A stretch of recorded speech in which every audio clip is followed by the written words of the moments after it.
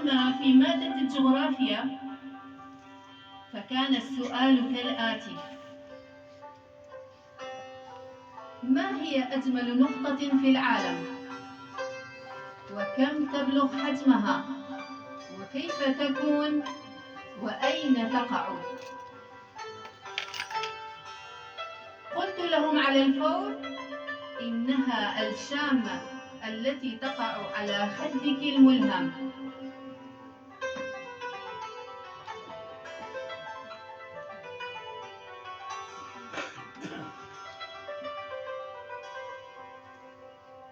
وعندما سألوني ما هي النقطة الأكثر برودة في العالم، توقف عقلي عن التفكير وتجمد لساني عن النطق، وفجأة وكأن قدرة في داخلي أنجدتني بسرعة فائقة وخلصتني من ذلك السؤال المعقد.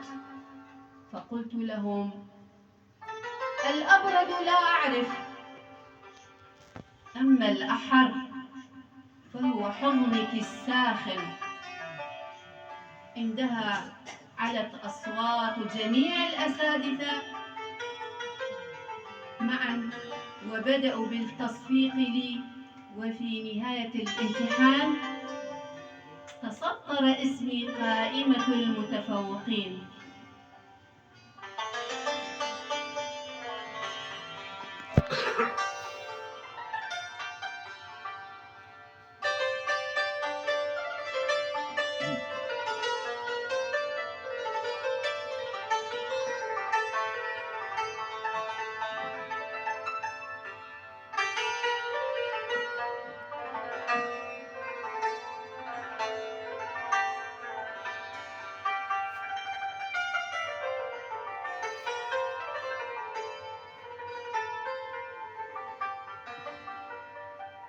أمي. عندما كان يحين موعد ذهابي إلى المدرسة كانت أمي تغسل وجهي وتمشط شعري وتحضر لي القلم والدفاتر، وتساعدني في ارتداء ملابسي، وتقرأ لي بعضاً من الأدعية لكي تحفظني من كل مكروه.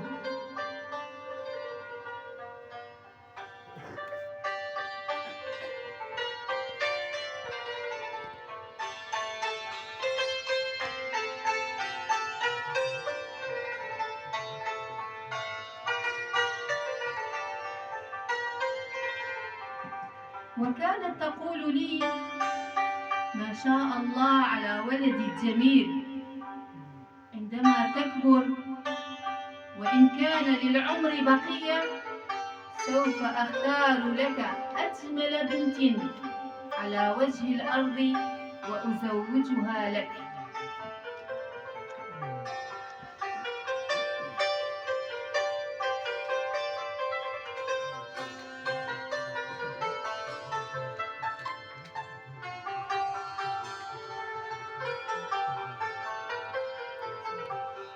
أمّا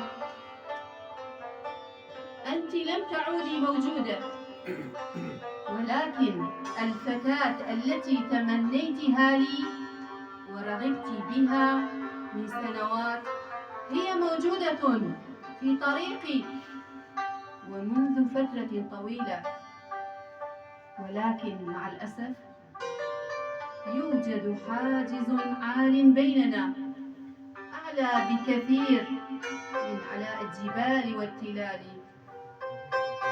عميق بل أكثر عمقاً من أعماق البحار.